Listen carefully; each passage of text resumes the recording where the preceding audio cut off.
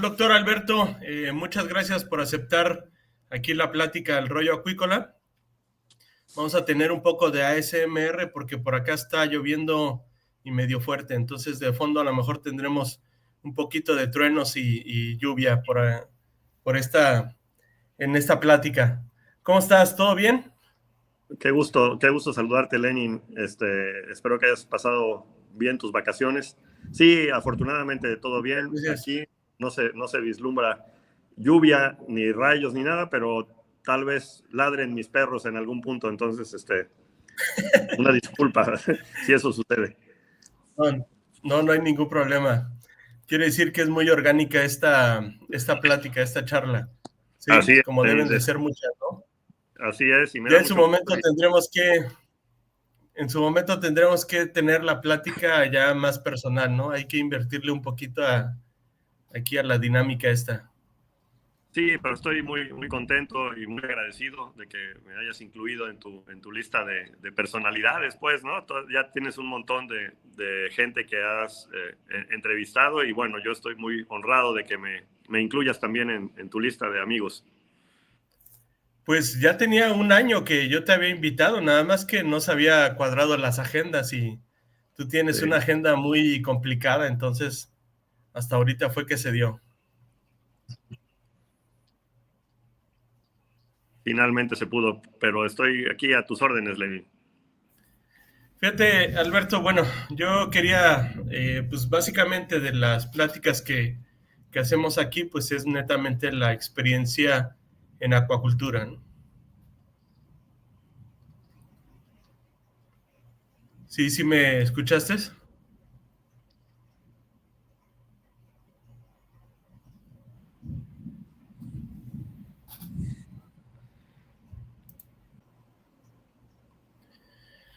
Sí, lo que te decía es que, pues básicamente, pues son cuestiones de experiencias en la acuacultura, ¿no? Yo sé que tú estudiaste en el Tecnológico de Boca del Río, bueno, antes IDMAR, y estudiaste la parte de ingeniería en acuacultura, ¿no? Pero dentro de las pláticas que hemos tenido anteriormente, yo sé que inicialmente te fuiste a ver cómo era la cuestión del cultivo del bagre. Y la verdad es que te pregunto precisamente eso porque en tus épocas de que terminaste la ingeniería, pues había pocas cosas en cuestión de acuacultura en México, ¿no? Y te vas a Estados Unidos a ver lo que es el cultivo de bagre, ¿no? ¿Cómo haces esta comparación o cómo nos puedes eh, darnos tu experiencia en ese cultivo? Claro que sí, Lenin, con mucho gusto te platico esa experiencia, pero si me permites, te cuento un poquito de antecedente. Eh, Claro, yo ya tengo 60 años y hace 40 y tantos años que estudié la carrera. Me tocó, de hecho, inaugurar prácticamente las instalaciones ahí en Boca del Río, del ITMAR, que antes así se llamaba, hoy es Tecnológico de Boca del Río. Y ya para esa época yo tenía ya muy claro que quería estudiar acuacultura porque sí, me una persona afortunada. Mi padre fue compañero de trabajo del padre de Soledad Delgadillo, una ya, personalidad que conocemos, ¿no? Y admiramos. claro, Y cuando Soledad terminó su carrera, entró a trabajar a la comisión del Papaloapan, que es donde trabajaba el padre de Soledad y mi padre también. Mi padre fue su primer jefe en la comisión del Papaloapan y es donde tuvo a su cargo la estación piscícola de Temazcal. ya, Entonces, mi hermano y yo, siendo niños, que hablo de tal vez unos 7, 8 años, mi padre iba a reuniones de trabajo a la estación piscícola de Temazcal y mientras tanto mi hermano y yo nos la pasábamos jugando en los estanques, pues, ¿no? Un poquito más ok, grande todavía en primaria, me llamaba tanto la atención y ella nos quiso mucho desde pequeños a mi hermano y a mí, que me iba a pasar algunos días con ella a la granja y me involucraba con los trabajadores. Me tenían muchas consideraciones, ¿no? Porque era un niño ahí que muy curioso, pues, ¿no? Que le interesaba lo que sí, estaban y me enrolaba en lo que se hacía en esa época en la estación piscícola, que era básicamente producir crías no había, se colectaban las crías, no había, como ahora, ¿no? La tecnología de extraer los huevos, incubarlos, etcétera, ¿no? Entonces las crías de las japas o de las jaulas se colectaban y se preengordaban y después se liberaban. Era el paradigma de esa época. Entonces tuve la oportunidad de hacer pues muchas estancias ahí en Temazcal, acompañar a Soledad a liberar crías a la presa Miguel Alemán y a otros embalses de la cuenca del Papaloapan, que era la actividad que se hacía en esa época. Y eso seguramente me marcó, fue una influencia muy fuerte para mí de poderme dedicar profesionalmente a esta actividad. Ya en mi época de preparatoria me iba a mis veranos a estar con ella trabajando ahí en la estación sin un salario, nada más ella me daba hospedaje y comida y era por el gusto de participar. En esas épocas me tocó no sé cuántos cientos de tilapias, abrirles el cráneo para sacar la hipófisis y poder hacer las inducciones en carpas y en otros animales, ¿no? Entonces, eso lo menciono como un antecedente que, bueno, me marcó indudablemente. Después supe de la existencia de la carrera de ingeniería en acuacultura. Yo entré cuando salió Alejandro Flores Nava, por ejemplo, ya no coincidí con él en la escuela, pero sí coincidí con Juan Reta. Y ahí tuve la fortuna de tener muy buenos profesores, que aunque no era una actividad muy todavía común, la acuacultura comercial como lo es ahora, me influyeron para que pudiera yo visitar lo poco que había en ese momento en nuestro país. Y fue en mi época de estudiante, como cuando andaría como en sexto semestre, séptimo semestre, que Soledad ya se había salido del gobierno federal y se había ido a trabajar a Estados Unidos en una granja de bagre, una granja muy grande en el sureste de Estados Unidos, en Wilmot, Arkansas, muy cerca de la frontera con Luisiana, que es una zona muy importante de producción de bagre. Entonces me fui a trabajar con ella un par de veranos y ahí me di cuenta de otro tipo de acuacultura, como tú lo mencionas, ¿no? La acuacultura que se hacía en Estados Unidos, en particular de bagre. Y pues por supuesto que para mí fue un choque de cambio de paradigma, ¿no? De lo que yo estaba estudiando y aprendía en los libros y de mis profesores a vivirlo realmente, ¿no? Allá con Soledad, viviendo en la granja, pues tuve la oportunidad también de participar en todas las actividades que se hacen en una granja de bagre, desde la colecta manejo de reproductores, colecta de los huevos, incubación, el manejo de las crías, la engorda, la alimentación. A veces me tocaba, allá es una práctica común levantarse a medir oxígeno disuelto antes de que amanezca, y yo no soy muy bueno para madrugar, entonces era lo que más la sufría yo. Estanques muy grandes, a veces hasta 10 hectáreas, y bueno, esa experiencia, a veces me tocaba llevar el producto que ya se cosechaba o las muestras de producto a las plantas procesadoras para que se pudiera organizar ya la cosecha. Entonces, bueno, reparar redes cuando se rompían, manejar tractores en la cosecha, mucho de lo que no había tenido yo oportunidad de vivir en mi época de estudiante. Eso indudablemente me marcó. Desde entonces también me di cuenta que había mucho de lo que se hacía allá en Estados Unidos que tenía aplicación para desarrollarse en México. Allá fue donde aprendí o conocí, pues, ¿no? Y empecé a utilizar desde equipos de medición de calidad del agua, equipos de aireación, manejo de vegetación acuática, etcétera, ¿no? Varias tecnologías que todavía no permeaban mucho en México en ese momento. Te hablo de los 80s, ¿no? Del 86, 87. Y cuando terminé mis estudios de licenciatura, inmediatamente entré a hacer una maestría en Cinvestav, Mérida. Y bueno, ahí también fue un gran cambio de paradigma, porque pues estuve expuesto a grandes profesores que quiero mucho, de los que he aprendido mucho, y también colegas muy, muy queridos, donde empiezas a formarte como investigador, ¿no? Te dan las herramientas básicas para hacer investigación. Y bueno, por supuesto que yo estaba interesado en la parte de acuacultura. Trabajé allá mi tesis de posgrado, de maestría, fue en el estado de Campeche, con una especie de camarón nativo del Golfo de México, Peneus, ahora es Litopeneus, Peneus cetíferus, el camarón blanco del Golfo. Y con Alejandro Flores Nava, yo fui su conejillo de India, fui su primer alumno de maestría. Y bueno, conviví con muchas otras personalidades, ¿no? Con el doctor Miguel Olvera, con el doctor Carlos Martínez, la doctora Cristina Chávez, el doctor Guillermo Salgado, grandes personalidades de la investigación en la acuacultura que también influyeron mucho en mí. Allá terminé mi maestría y como todos en algún punto de nuestra vida, pues terminas y a buscar chamba, ¿no? Y afortunadamente, después de tocar algunas puertas, tuve la oportunidad de entrar a trabajar al colegio de posgraduados. Oye, Alberto, perdón. Bueno, para que no te adelantes mucho, precisamente okay. porque es parte de algunas de las preguntas que te quiero realizar, pero claro, ¿cuál fue el impacto que tú sentiste en relación con el cultivo de bagre, ¿no? Porque seguramente lo leías en los libros y pues te enfrentas a esta parte de verlo ya en sí, ¿no? Participas en todas las actividades, pero ¿qué fue como que las cosas que más te sorprendieron del cultivo lo primero quizás, me haces ahorita, no tenía las preguntas preparadas, entonces estoy tratando de recordar qué fue lo que más me impactó. Claro.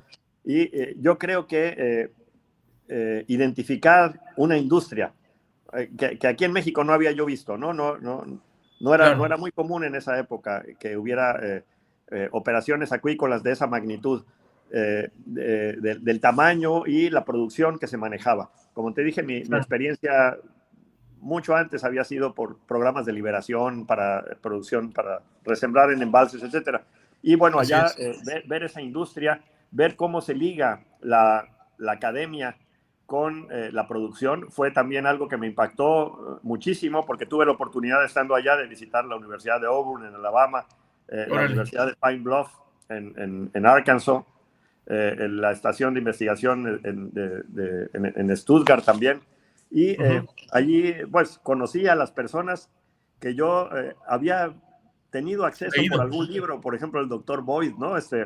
Claro. Allá tuve la oportunidad de tomar algunos cursos de calidad del agua. Entonces, ver la magnitud de la industria fue algo que me impactó mucho. Otra cosa que fue para mí reveladora fue que los recursos, yo tenía la idea en esa época de que la acuacultura que se hacía en el primer mundo, ¿no? En Estados Unidos o en Europa, pues era súper tecnificada, ¿no? Con tecnología que estábamos muy lejos de tener aquí en México. Y bueno, ¿cuál fue mi sorpresa? Que lo que vi allá, dije, bueno, hay cosas en México mucho mejores todavía, ¿no? De lo que yo estoy usando allá para producir muchas toneladas. Allá se usaban tractores viejos, equipo de bombeo, pues también que había sido reutilizado porque se usaba antes para la industria del algodón. Entonces, descubrir que se podía hacer de ese tamaño la acuacultura con los recursos que también tenemos aquí en nuestro país fue otra cuestión muy, muy reveladora, Lenin. Quizás una tercera opción fue que eso quizás me marcó mucho para lo que ahora me dedico, es la disponibilidad de información. Allá en las universidades están los departamentos de extensión, y cuando tuve oportunidad de visitar en Arkansas o en Alabama, esos centros ligados a las universidades, allá los departamentos de extensión están ligados a las universidades, tenías toda la información que te puedas imaginar. En esa época no había internet, entonces conseguir información no era muy fácil. Y allá tenías a la mano todo lo que quisieras, nos trajimos cajas de manuales de información, de tal suerte que el Estado, en combinación con las universidades, con las asociaciones, promovía mucho la divulgación de información para los que estuvieran interesados en hacer acuacultura, ¿no? Eso me marcó mucho para impulsar a lo que me he dedicado, que es principalmente la transferencia de tecnología. Otra cosa que me llamó mucho la atención es que los que operaban las granjas, porque además de la granja donde yo trabajé, tuve la oportunidad de visitar muchas otras, siempre estaban a cargo de un técnico pero los trabajadores era gente que había improvisada, que poco a poquito fue aprendiendo, como sucede en nuestro país. Entonces te das cuenta de que se requiere conocimiento y se requiere una capacitación constante del personal que trabaja en las granjas, ¿no? Por supuesto que Sí, es un contexto socioeconómico diferente, pero bueno, lo importante fue que se vislumbró, o yo descubrí que había un gran potencial para poder replicar lo que se veía claro. allá y se hacía en nuestro territorio, pues, ¿no? Las condiciones del sureste de México, tú las conoces muy bien, estás en Tabasco, pues son muy distintas a las del noroeste, por ejemplo, ¿no? Es el Claro. tipo de clima, de especies. Y algo quizás que es, por lo cual no ha despegado la industria del bagre en este territorio, yo creo es cultural. Aquí no tenemos Sí. tanto el hábito del consumo del bagre, pero el potencial lo tiene, pues, ¿no? Y además esa tecnología se puede aplicar a muchas otras especies, ¿no? Yo creo que eso en general, Lenin, fue lo que más me impactó de esa experiencia. Sí, pues sí, yo también, así como mencionas, me he dado cuenta que en algunos casos no necesitas como la ultra tecnología como para poder producir, ¿no? Sin embargo, pareciera que en muchos productores es lo que necesitan o creen que es lo que necesitan para ser buenos productores, ¿no? Bueno, y siguiendo con lo que estabas mencionando, llegas al colegio de posgraduados y posteriormente, pues, bueno, a mí me interesa mucho esa parte porque en algún momento a ti como Juan mencionaban que se habían ido a estudiar el doctorado a Stirling y pues se supone que si ustedes se van a Stirling es porque había una tecnología de punta o no sé qué había, ¿no? En cuestión de acuacultura y ustedes deciden irse para allá, ¿no? Sí, mira, yo entré al colegio en el 92. El doctor Carlos Holguín fue mi primer jefe y además un gran amigo, ya falleció. Y él era el líder de un grupo de trabajo de investigación en el que también trabajaba el doctor Reta y otros Sí, compañeros muy queridos, que era sobre manejo integral de recursos en zonas de alta humedad, en pantanos. Y bueno, Juan Reta y un servidor entrábamos en la parte de acuacultura, el manejo de recursos acuáticos dentro de los pantanos, porque también había sí, manejo de especies vegetales, de fauna silvestre, etcétera, ¿no? Ahí, en ese grupo de trabajo, aprendí mucho y tuve la oportunidad de operar y conocer y evaluar los sistemas integrados de producción, que es un modelo muy común en Asia. sí, Es reconocido los sistemas integrados de producción allá, que tienen un gran potencial para desarrollarse todavía en nuestro país. Después de 8 años que trabajé yo en el colegio, tuve la oportunidad de irme al doctorado. Ya Juan Reta ya había regresado. Él también hizo su doctorado en la Universidad de Stirling de Escocia. Y el que fue su profesor, que también fue mi profesor, fue una de las claro, personas más reconocidas en acuacultura a nivel internacional, el doctor James Muir, que también ya falleció. Y en esa época, el Overseas Development Agency, la agencia de cooperación de Gran Bretaña a nivel internacional, tenía muchos proyectos en diferentes partes del mundo, incluso aquí en México. El que operaba esos programas fue el doctor James Muir, que tenían muchos nexos con Asia. Entonces, el punto de interés para trabajar en el Instituto de Acuacultura no era necesariamente que me interesaran las especies frías, las especies que se manejan en Europa, sino el enfoque que utilizaba el instituto en países similares al nuestro, en Bangladesh, en Sri Lanka, en Laos, en Vietnam, en Camboya, para transferir tecnología en África. Entonces, mi trabajo de investigación fue sobre transferencia de tecnología, precisamente, que es lo que venía yo haciendo en el colegio de posgraduados con sistemas integrados de producción. Y bueno, ya tuve la oportunidad de exponerme a los que lo estaban haciendo, las grandes ligas, pues, ¿no? Del claro. instituto a nivel internacional. Una experiencia también fantástica, donde tuve la oportunidad de convivir con grandes personalidades de la acuacultura internacional y también con grandes Sí, investigadores que en ese momento eran estudiantes como yo y con los cuales sigo en contacto y colaboración, por ejemplo, el doctor Antonio Campos, que tuvimos esa oportunidad y nos abrió un panorama también distinto al que yo había tenido antes, que era muy ligado al sector primario y empresarial en Estados Unidos. Ahora era un mundo de acuacultura muy ligado al desarrollo, principalmente Sí, en países en vías de desarrollo que compartían mucho con lo que tenemos aquí en el trópico de nuestro país. Entonces, para mí esa órale. fue quizás la mayor influencia y también la, la razón por la que decidí irme a Escocia, Lenin. Y en cuestión de infraestructura, porque a veces también queremos saber cómo era la infraestructura, ¿no? Si tenían sistemas de cultivo, qué producían, eh, no sé, técnicas, no sé, de hormonado, de uso de hormonas para la reproducción. ¿Cómo veías esa parte ahí en Stirling? Mira, el instituto está en Escocia. Escocia es un país frío, está Sí, en Gran Bretaña. Entonces, aún a pesar de esas condiciones, se trabaja en condiciones controladas con especies claro, tropicales. Ya tienen un banco de genoma de tilapia, por ejemplo. sí, Había oportunidad de hacer trabajos en laboratorio en condiciones controladas y también con las especies que son más populares en aquella zona, ¿no? Con trucha, con salmón, con claro. halibut, etcétera, ¿no? El instituto maneja muchas áreas, cuestiones de patología, de cuestiones ambientales, de recursos genéticos, etcétera. Y yo me integré a un grupo de trabajo del área de sistemas de producción. Es lo que más me interesaba. Y bueno, efectivamente hay laboratorios muy bien montados Sí, pues para poder hacer todo lo que se necesita para hacer investigación. Esa es una de las grandes ventajas de países desarrollados, ¿no? Que tienen los recursos. Eso lo vi también en la Universidad de Auburn, por ejemplo, en la ya, Universidad de Arkansas, en Pine Bluff, donde hay recursos para poder hacer investigación. Entonces se cuenta con los equipos de última generación, pues, ¿no?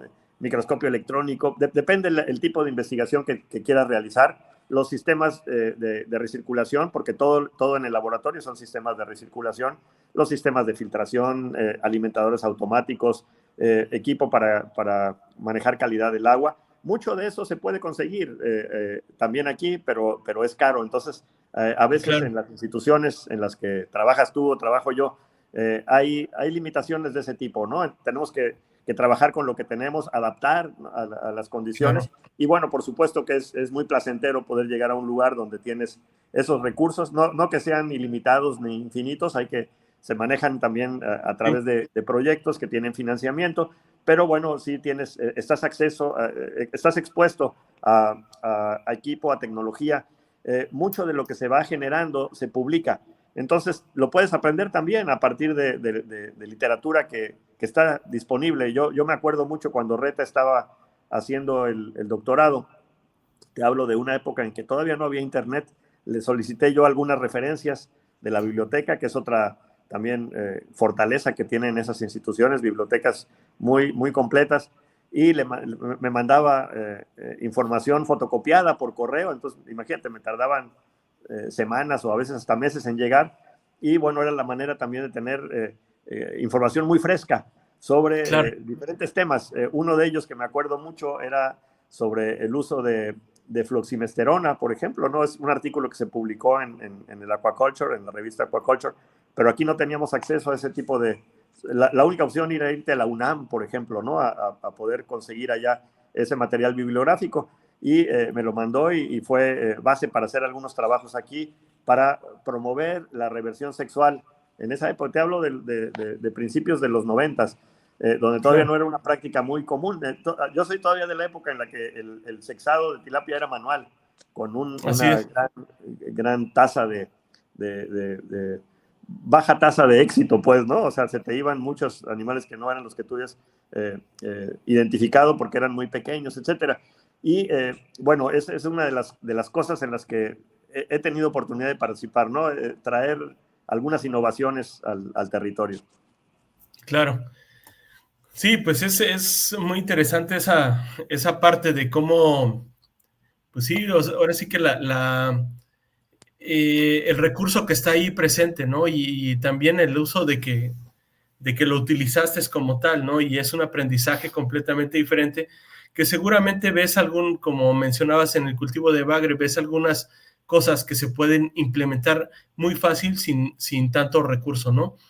Eh, en cuestiones de la acuacultura, que digo, pues me acabas de mencionar que casi son 40 años, de los cuales ya tienes experiencia en la parte de acuacultura.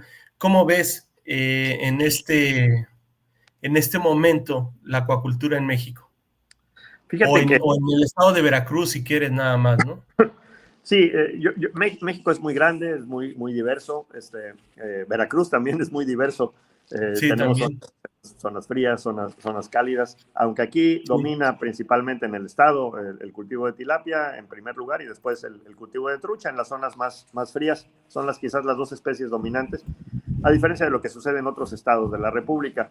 Pero en términos primero generales, yo creo que algo que es evidente para mí es el contraste de lo que existía en nuestro país hace 40 años a lo que hay ahora, ¿no? En esa época, yo de estudiante nos decían mucho nuestros profesores, esta es la carrera del futuro. Bueno, ese futuro ya llegó, ya está acá. Eh, Hay, por supuesto, que muchas áreas de oportunidad, hay muchas oportunidades de mejora, pero ya tenemos un panorama muy diferente. Entonces, la primera reflexión en términos a cómo lo veo ahora es que ya es una realidad. Ese es el primer, así, creo que mensaje contundente, ¿no? Ya no es algo que a ver si se puede hacer, ya se está haciendo y a todos los niveles y en todos los estados de la República, ¿no? Eh, eh, y hay ejemplos y tú has ya invitado a algunas de las personalidades que trabajan en acuacultura empresarial muy sí, exitosa, también la acuacultura que es intermedia y también productores iniciales que muy de lo que me gustaría hablar un poquito más porque es con lo que más he trabajado, ¿no? Los productores claro, pequeños, muy ligados a ayudar a resolver dos de los grandes desafíos que tiene México y la humanidad, ¿no? Que es el combate a la pobreza y al hambre. Y eso lo vemos en muchos municipios de Veracruz y, bueno, por supuesto, en muchos estados de la República Mexicana, ¿no? Donde claro, coexisten la acuacultura empresarial, que tiene una lógica distinta, a la acuacultura del pequeño productor, que tiene otra lógica. Y eso, verlo, ya es una realidad. Podemos manejar no muchos kilómetros y vamos a encontrar alguna granja acuícola con diferentes niveles de tecnificación, dependiendo de los recursos del productor y del nivel que hay en esos territorios. Pero bueno, ya es una realidad. Como menciono, hay muchas cosas que se pueden mejorar. Yo creo que también tenemos que reconocer que como una actividad económica, la acuacultura es muy reciente si la comparamos con la agricultura o la ganadería, ¿no? Que en nuestro país tiene claro. miles de años la agricultura y cientos de años la ganadería. Bueno, pues estamos ahorita en los albores, en los pininos de la acuacultura. Son realmente muy poquitos productores actualmente en Veracruz, pero creo que eso aplicaría a todo el país, que aprendieron acuacultura de su padre, ni se diga de su abuelo, Es, pues, ¿no? Entonces son básicamente la primera generación de acuacultores y bueno, hay que reconocer que muchos de ellos están todavía en su curva de aprendizaje. A veces se decepcionan porque no tienen los resultados que se imaginan y abandonan la actividad. La tasa de abandono es alta por muchas razones, pues, ¿no? sí, Hay que reconocer también que ha habido un retiro de las entidades que dan asistencia técnica a los productores, el Estado se ha retirado y bueno, los ha claro, dejado sí, medio al garete, ¿no? Cada productor, dependiendo de sus recursos, puede hacerse de información. Ahora hay mucha información en línea, eso a veces ayuda, pero si no hay un acompañamiento, un buen seguimiento, pues a veces es insuficiente, ¿no? No obstante, yo creo que la realidad, lo que se me ocurre ahorita así como una expresión, la mesa está puesta, pues, ¿no? Ya hay sí, tecnología, reconocemos que hay potencial, hay desafíos que tenemos que superar, ¿no? En términos legales, en términos de la seguridad en los territorios, en la cuestión de mercados, pero bueno, la demanda es, creo que tan tan interesante que entrar en acuacultura bien planeada puede ser una alternativa muy exitosa. Lo estamos viendo simplemente por las importaciones que se tienen de producto Claro. de otros continentes, porque no nos damos abasto con la producción nacional, ¿no? De hecho, es una de las políticas que se pretenden impulsar en esta administración, es tratar de suplir, si no totalmente, al menos en una buena parte de las importaciones con producción nacional, que por supuesto traería una gran oportunidad para productores en diferentes regiones de nuestro país. Claro, fíjate que precisamente esa pregunta era lo que te iba a hacer en cuestión pues yo te he visto a ti y también vamos a mencionar a Juan también, que siempre les ha apasionado esta parte de pues yo lo llamo así como la acuacultura social, ¿no? Pero pues tú también lo haces mención como una transferencia de tecnología, pero y haces mención en cuestión de que existen diferentes productores con diferentes niveles, ¿no? Pero, ¿qué es lo que a ti también, aparte de lo que has mencionado, más te mueve en esta parte? O sea, ¿por qué como que decides más irte a esa parte de apoyo, pues, pues sí, más que nada un apoyo social, un apoyo técnico, un apoyo de transferencia de tecnología, ¿no? Y pues cabe mencionar que la transferencia de tecnología no es una tecnología de que, mira, te voy a poner un blower, sino la tecnología que ustedes manejan, pues es la transferencia del conocimiento. Sí, va por ahí, creo, la línea, pues, ¿no? De lo que Sí, estás preguntándome, Lenin. Fíjate que hay muchos modelos y paradigmas, y ese tema por sí solo daría para una sesión completa, ¿no? Hablar sobre transferencia de tecnología con las barreras que hay que superar, etcétera, ¿no? Como mencionas, se reconocen diferentes tipologías de productores, ¿no? El acuacultor empresarial, el productor grandote, tiene generalmente técnicos muy preparados, muy capacitados que dirigen la operación en las granjas, el manager, como le dicen en inglés, el encargado de la producción. Pero hay pequeños productores, generalmente son los jefes de familia, los propietarios, los que han, por un interés, porque son innovadores, porque son gente proactiva, que se han involucrado en la acuacultura. Muchos de ellos no tienen un conocimiento, no estudiaron acuacultura, han ido aprendiéndolo sobre la marcha. Y así es. algo que me ha motivado mucho a dedicarme a esta rama del trabajo es que te puedes dar cuenta que hay mucho conocimiento generado en México y en otras partes del mundo, que lo que falta es que se aplique en diferentes territorios. Claro, Es difundirlo. Lo que tú haces, por ejemplo, es un ejemplo, ¿no? Es difundir información. Ahora que existen estas plataformas, pues los puede ver cualquier persona en cualquier momento. Y el productor pequeño o el inicial, el que no tiene muchos recursos, que la FAO les llama AREL, el acuacultor de recursos limitados, generalmente está ávido de tener esa información. Tenemos datos aquí en Veracruz, si pudiéramos medir cómo usan la tecnología los productores y eso lo traducimos a una escala, desde 0, el que usa muy poquita tecnología o prácticamente nada, y 100, el que hace todo bien, palomita en claro. todo, ¿no? Desde el manejo de sus reproductores hasta la post cosecha. Con una muestra muy grande de productores aquí, te hablo de más de 700 productores en Veracruz, el promedio ha de andar en Veracruz como por el 17%. Es decir, hay muchísimo que se puede mejorar para producir. Y lo interesante es que con pequeños cambios tú puedes aumentar la eficiencia en el uso de la tecnología. Lo que falta son esos mecanismos para poderla transferir. Y hay muchas maneras, muchas estrategias, los diferentes grupos organizados de productores, por ejemplo, la Asociación de Acuacultores del Estado de Veracruz, lo tengo que mencionar porque me tocó participar desde que se fundó. Esa es una de sus misiones, es compartir información.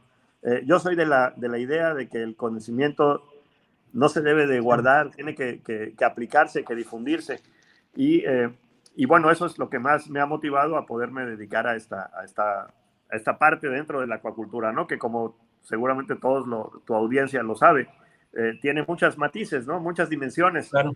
Hay expertos en sanidad, expertos en alimentación, en evaluación de capacidad de carga, en Sí, genética, etcétera, en enfermedades y parásitos. Y bueno, lo que más me ha movido a mí es transferir tecnología. No necesariamente, ni mucho menos que sea cuestiones que nosotros hayamos generado, ¿no? Es conocimiento que está disponible, pero que no ha llegado, no lo ha adoptado y adaptado el productor para poder ser más eficiente y más productivo, ¿no? Eso es quizás lo que me ha movido, y he tenido el respaldo institucional. La institución donde yo trabajo, en el Colegio de Posgrados, es una institución de investigación en ciencias agrícolas, está muy ligada, dependemos de la Secretaría de Agricultura, muy ligada al sector primario, a los productores. Y algo que me gustaría mencionarte, Lenin, aprovechando la oportunidad.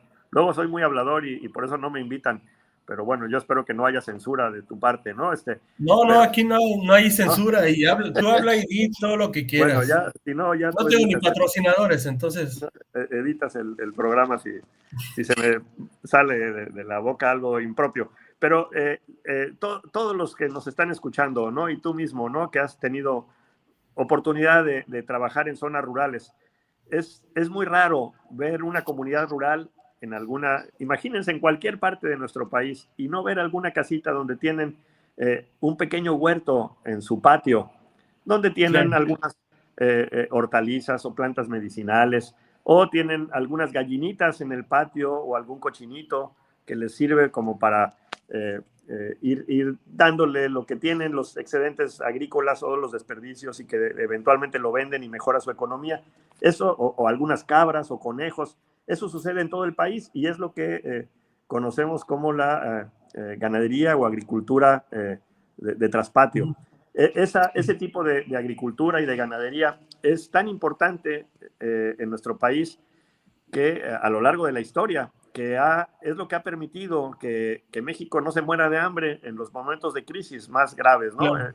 Estoy hablando de crisis como el periodo entre la Guerra de Independencia y la Revolución Mexicana, por ejemplo, que Claro, había otras prioridades. Las prioridades eran los conflictos bélicos y sociales, no la así producción de es. comida, ¿no? Y con eso no se murió el pueblo de hambre. Y ahora se está impulsando, se reconoce el valor que tiene. No tengo las cifras precisas, cualquiera ahí que le puede buscar en Google podría sacar información, pero tal vez sean 3 millones de personas en nuestro país que hacen agricultura o ganadería de traspatio. Son Sí, muchos, pues, ¿no? Y es parte de las estrategias de seguridad alimentaria. La gente produce a veces una parte importante de lo que come, y eso es lo que se está incluso impulsando ahora. Lo menciono, Lenin, y público que nos escucha, porque cualquiera de esos productores que ustedes conocen tal vez, o hasta ustedes familiares lo tienen, ¿no? Su gallinita, su conejo, su plantita de arbolito frutal, etcétera. Para hacer esa actividad, fíjense, no requieres una concesión de uso de agua, no claro, requieres una manifestación de impacto ambiental, no requieres darte de alta en el SAT exacto, como productor, no requieres sacar un registro, el equivalente al RINIPA, registro de pesca y acuacultura, no tienes que claro, presentar avisos de cosecha ni avisos de siembra, no tienes así es. que cumplir toda esa burocracia asfixiante que se le pide a un acuacultor. ¿Por qué lo menciono, Lenin? Porque si tú en tu patio se te ocurre la brillante idea de poner un pequeño estanque para hacer lo mismo que hace el que tiene gallinas para producir huevo, o el cochinito, etcétera, el marco legal existente te obliga a hacer todo lo que acabo de mencionar.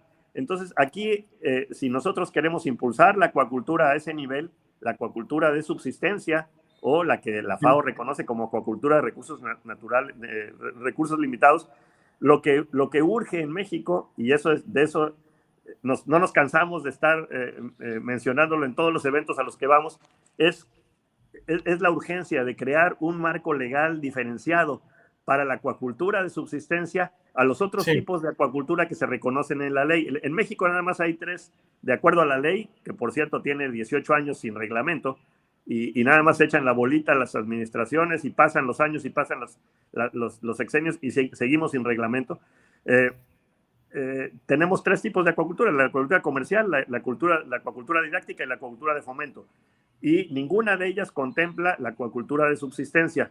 Entonces, cada autoridad, dependiendo de su criterio, es más o menos estricta para esos pequeños productores. Si nosotros queremos fomentar la acuacultura a ese nivel, se necesita obligadamente crear un marco legal diferenciado, que la diferencie de los otros tipos de acuacultura, ¿no? Eso es algo que hemos peleado mucho.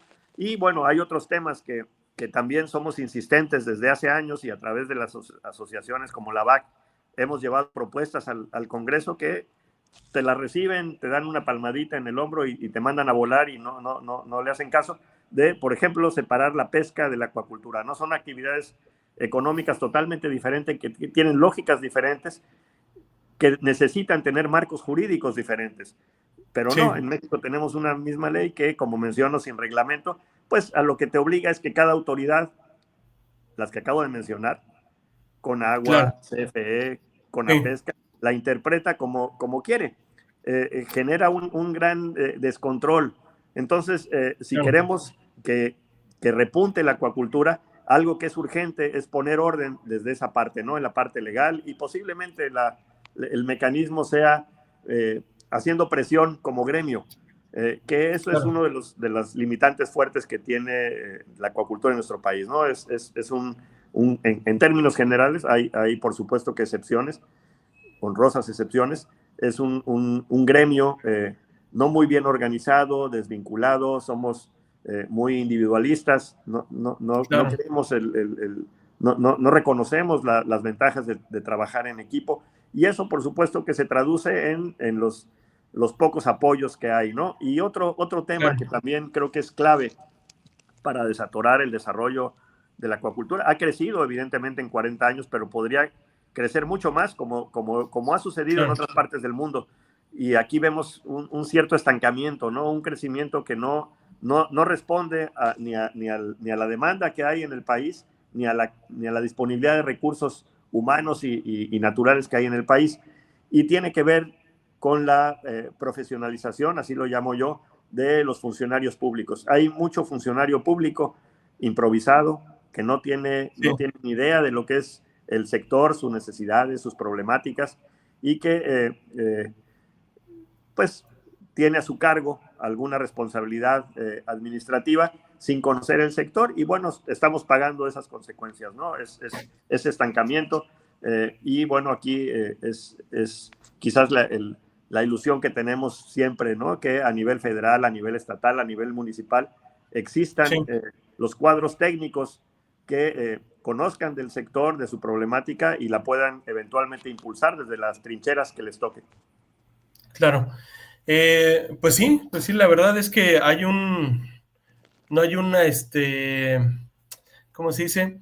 No estamos unidos en esta parte de acuacultura para poder ser mucho más fuertes, ¿no? Alberto, pues yo te he estado haciendo algunas preguntas. ¿Tienes alguna pregunta para mí? Bueno, tengo algunos comentarios, y sí, alguna pregunta que también sería pues muy interesante conocer, ¿no? En términos de ¿cómo ves tú el desarrollo de la acuacultura en el territorio donde estás? Seguramente las condiciones no son tan diferentes a lo que vemos en Veracruz. Compartimos una realidad muy importante del territorio. Sobre tus líneas de investigación, me gustaría también conocerlas, y algo que te lo pongo quizás como elemento que te podía servir para desarrollar también tú esa idea o esa línea de investigación, es hemos visto en el territorio cómo algunas, yo lo llamo innovaciones, han influido ahí, han detonado la acuacultura. Por ejemplo, una que es muy fácil de identificar es la reversión sexual, ya lo habías mencionado. Otra es los sistemas de aireación, los mismos sistemas de cultivo, ¿no? La parte del diseño de la infraestructura, el manejo de variedades mejoradas. Ahora tenemos las variedades mejoradas, quizás son variantes de gifts, variedades que se desarrollaron en Asia y se han regado por todo el país.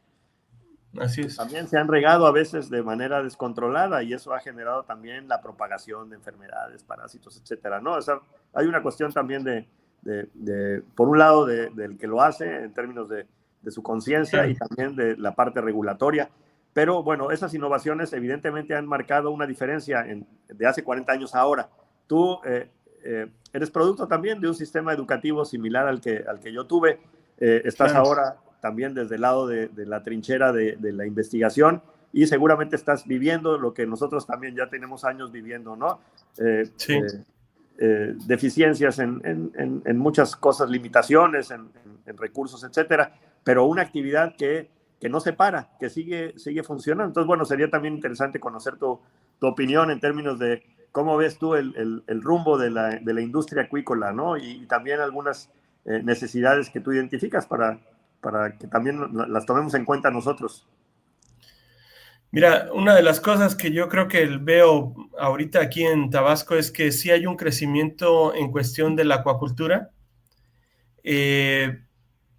Pues según aquí los registros de cuestión de, ¿cómo se llama?, del anuario estadístico de acuacultura en Tabasco ha crecido el doble, ¿no? Que primeramente se tenía un registro de 400 granjas aproximadamente y subió a cerca de 700 más o menos, ¿no? Pero yo lo que veo mucho aquí en la situación de la acuacultura es que pocos productores se ven que son muy fuertes, ¿no? Y que tienen buena infraestructura.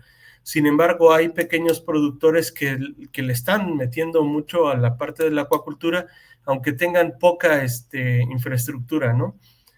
Yo veo también que hace falta mucho el hecho de la divulgación de dónde se está haciendo acuacultura.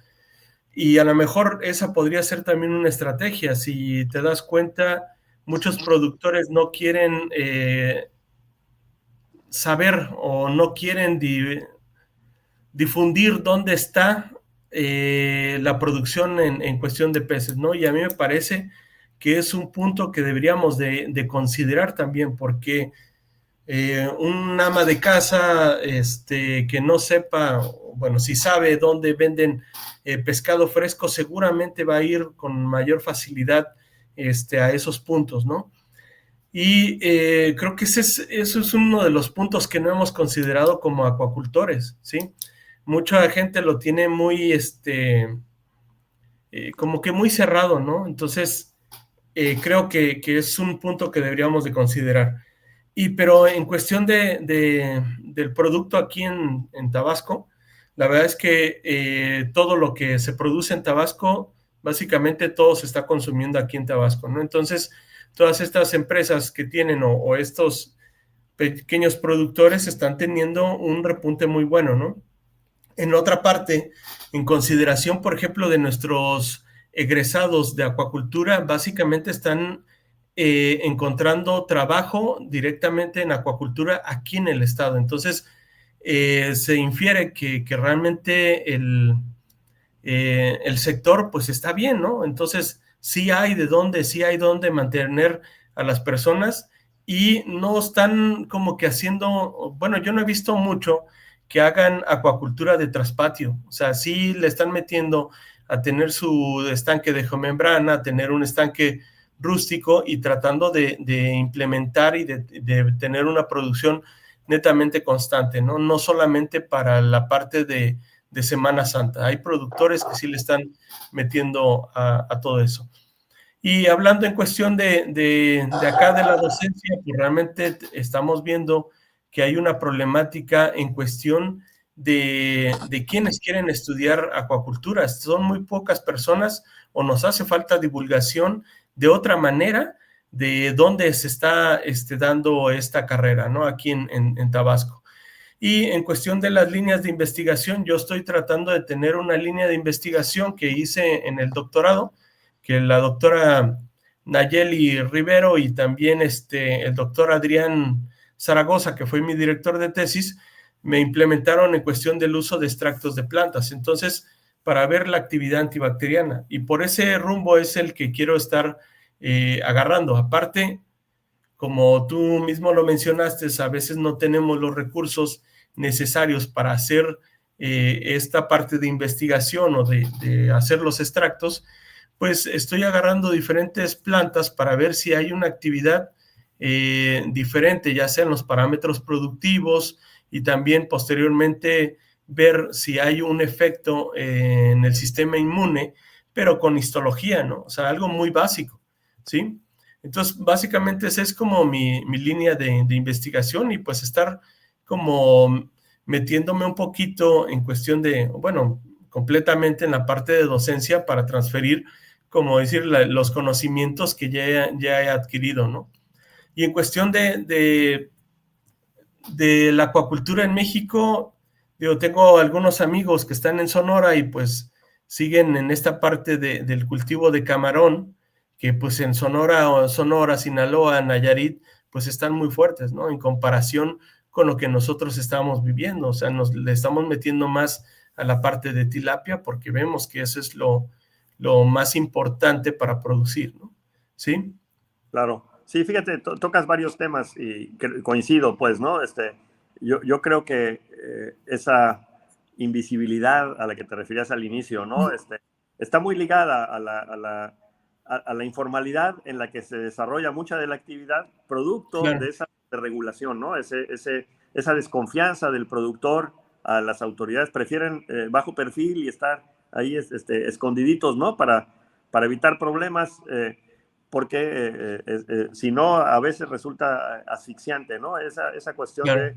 de saber quién es quién y dónde está y cuánto produce, nunca se ha podido desatorar, principalmente para el pequeño productor. En términos de las líneas de investigación, la que tú estás interesado y creo que tiene un potencial enorme, ¿no? Ahorita hemos visto los grandes problemas que se suscitan por el abuso, por ejemplo, de antibióticos. Claro, Están generando resistencia, etcétera, ¿no? Y el productor muchas veces no tiene información adecuada y usa lo que le recomienda el de la tienda de así es. agroquímicos sin una capacitación adecuada, poniendo en riesgo la salud incluso de los trabajadores o de los consumidores. Esos temas son muy importantes. Un tema que a mí me parece bien importante también y estamos un poquito trabajando es con especies nativas. Ahorita la producción importante de nuestro país tal vez radica en 5 especies, ¿no? Es camarón, Así es. tilapia, trucha, bagre, carpa quizás, ¿no? Y párale de contar.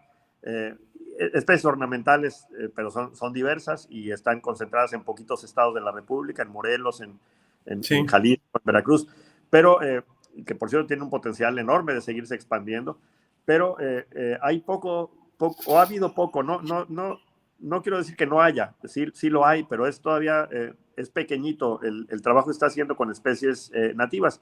Ahorita claro. estamos trabajando con crustáceos nativos como el Macrobercum carcinus, el Macrobercum aganturus, que todavía no están domesticados, pues, ¿no? Seguimos todavía apostándole a especies exóticas como el malayo u otras especies. Entonces hay una gran diversidad de especies que también podrían incorporarse al menú, Sí, a la oferta productiva, pero hace falta esa investigación, ese trabajo de instituciones.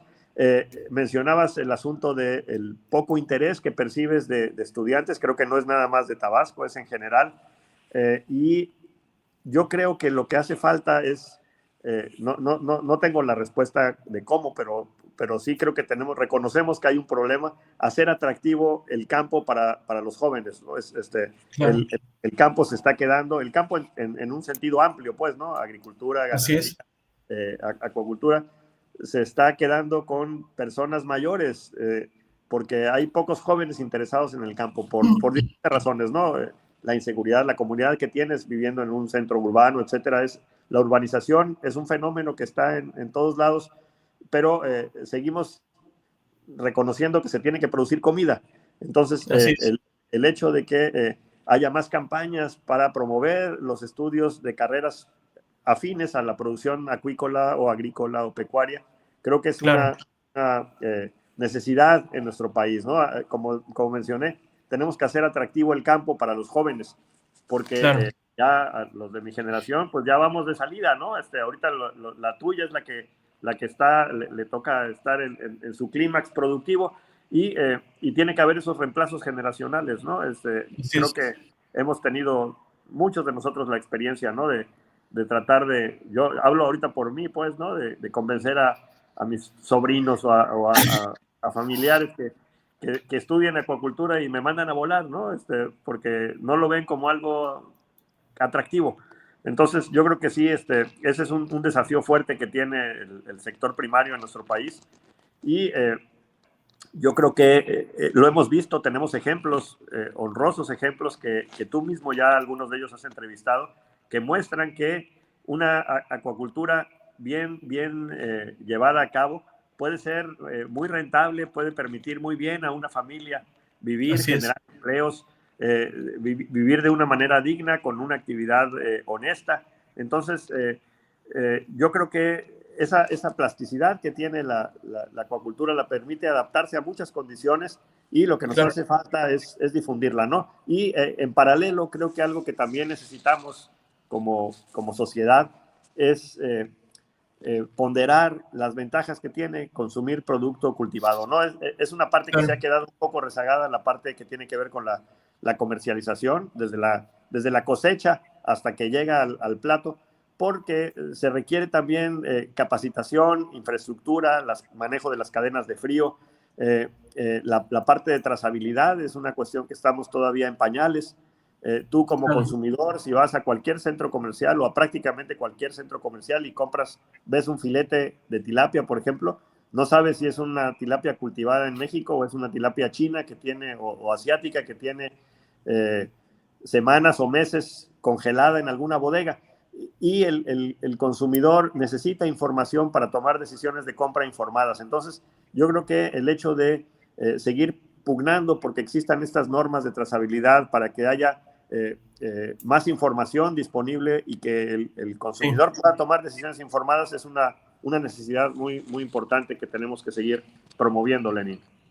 Pero fíjate que en esa parte de la trazabilidad o de la industrialización de muchos productos, que digo, alguna vez yo los escuché a ustedes en el sentido de por qué no unirse muchos productores para tener una planta de proceso, ¿no? Y existía ahí todo un paradigma del por qué. Pero todos estos ejemplos que vemos dentro de un centro comercial, yo creo que serían muy buenos. No sé, hace como un año vi un video el cual bajé de un youtuber que se llama La Capital y está haciendo situaciones con lo que es el cultivo o la engorda del atún. Y ahí muestra cómo es básicamente la trazabilidad de esta, ¿no? Desde que lo sacan, digo, no sacan todo como tal, pero desde que lo sacan, que lo llevan desde la congelación en Ensenada hasta la Ciudad de México y cómo es que lo van a comercializar. La verdad es que yo veo que esa parte es donde no le hemos metido mucho interés, ¿no?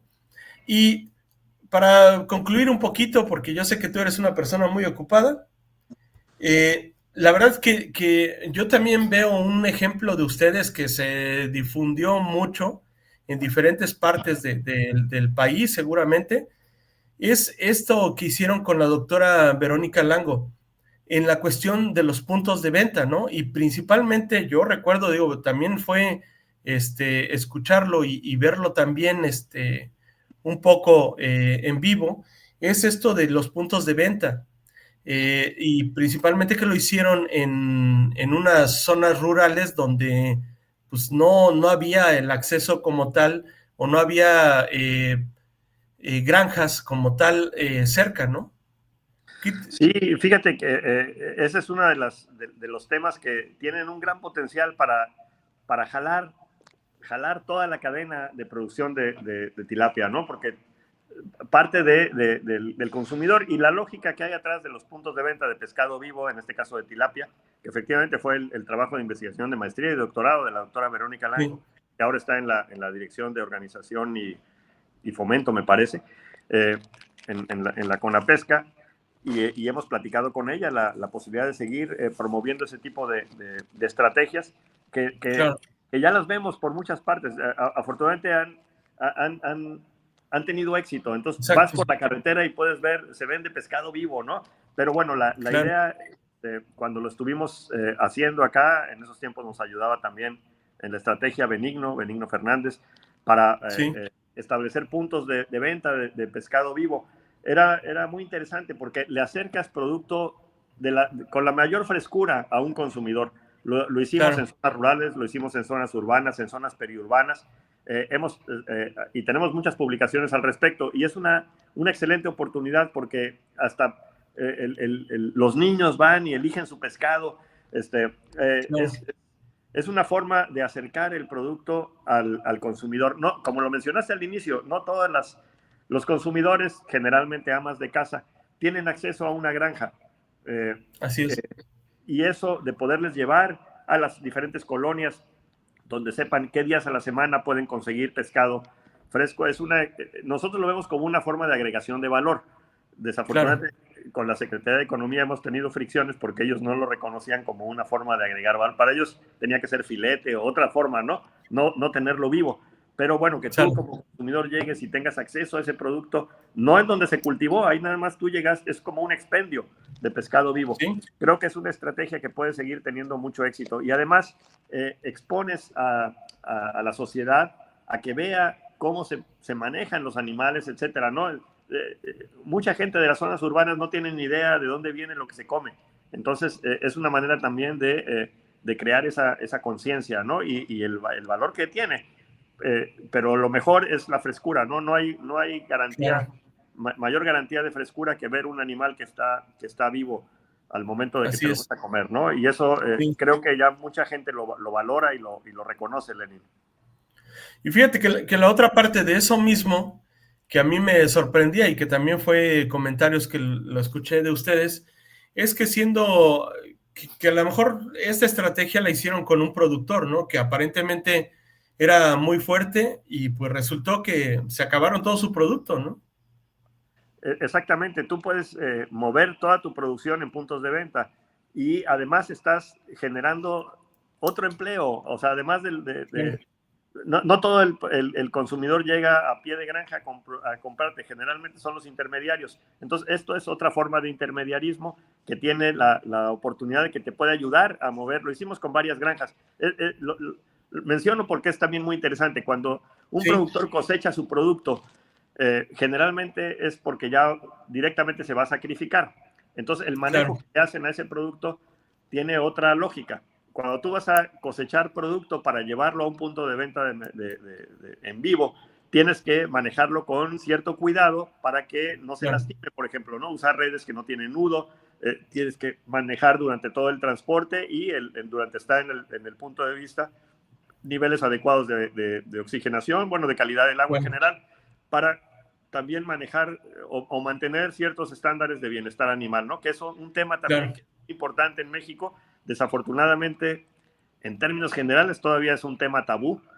No mucha gente reconoce al pez como un animal que puede también sentir dolor o sufrir, y por ende, pues no te importa si lo ves afuera del agua ahí moviéndose hasta que se muere. Cuando lo estás viendo es que se está asfixiando, ¿no? Entonces, todo ese tipo de información tiene que permear, pero bueno, la comercialización en vivo creemos que es una de las diferentes formas de poder sacar producto y beneficiar tanto al productor como al que hace esa labor de intermediarismo, y por supuesto al consumidor final. Oye, Alberto, ¿y cómo surge esa idea? Porque digo, la verdad es que ya ahí es una transferencia de tecnología, se puede decir, ¿no? De que pues de un en boca, pues llega a otro lado para poder hacer la misma práctica, ¿no? Aunque no contraten a la persona para que los asesore, ¿no? Pero ¿cómo surge esa idea? Fíjate que el doctor Reta, Verónica, conseguimos financiamiento de algunos proyectos para empezar a ensayar esas estrategias. Y como mencionamos, fue producto de la tesis de maestría primero y después de doctorado de Verónica Lango, para poder documentarlo adecuadamente, ¿no? Todo el proceso. Lo habíamos hecho de forma empírica, sin haber registrado mucho. No es una idea única nuestra, ¿no? Así se comercializa el pescado en muchas partes del mundo. El mismo Benigno lo hizo en algún punto, poniendo en algún punto para vender, para sacar pescado. Y bueno, lo que fuimos haciendo es irlo documentando y tecnificando, ¿no? Ahora tenemos en nuestra propuesta pues considerar desde el sistema hidráulico, el sistema neumático, la parte de cómo debes de hacer el sacrificio, cómo se debe de hacer el proceso, la vista al público, lo que ve el público y lo que no ve el público, porque aquí hay un tema también que tiene que ver con una cuestión de las personas que no están acostumbradas a ver cómo se sacrifica un animal, se pueden llevar una idea, les puede afectar, pues, ¿no? Entonces, todo eso lo hemos ido aprendiendo a través de estos proyectos. Lo que vemos ya ahora, y eso ya nos da mucho gusto, porque ya nos rebasó, ya lo vemos por todo el país, cuando vas en carretera y ves un lugar donde se vende pescado vivo. Ya empieza a permear de hecho, en muchas granjas tienen sus estanques para menudeo, ¿no? El holding tank, el tanque donde tienen algún producto vivo para que tú llegues y ahí te lo cosechen, o incluso los que tienen ligado a un restaurante, ¿no? Que tú ahí puedes elegir tu producto y comértelo. Como te digo, no es algo nuevo, es algo que en Asia es lo más común, allá ir a cualquier restaurante o pesquería y está el pescado vivo. Aquí no es tan común, pero bueno, estamos convencidos de que puede ser una alternativa para promover el pescado, ¿no? Ya hay algunos centros comerciales donde a veces han tenido sus estanquitos para tener trucha o langosta o tilapia, pero bueno, todavía estamos también en los albores de ese tipo de estrategias, ¿no? De comercialización de producto de pescado vivo, y creo que lo vamos a seguir viendo, ¿no? Tiene un gran potencial porque además lo mantienes fresco.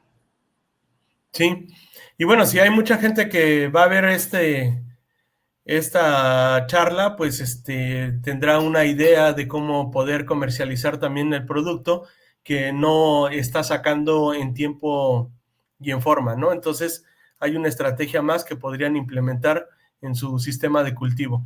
Pues, Alberto, muchas gracias por haber aceptado esta entrevista o esta charla aquí en el Rollo Acuícola. Espero que te haya gustado. Gracias, Lenny, por supuesto, un placer platicar contigo, estoy a tus órdenes, como siempre, pues, ¿no? Y un saludo a toda tu audiencia, y si algún día a alguien le interesa conocer más de lo que hemos estado trabajando en el Colegio de Posgraduados, pues a través tuyo nos puede contactar. Claro. Mucho gusto, estamos para servirles, y bueno, les deseo a todos una buena noche. Claro que sí. Hasta luego, Alberto, que estés bien. Nos vemos. Igualmente, Lenin. Hasta pronto. Gracias. Hasta pronto.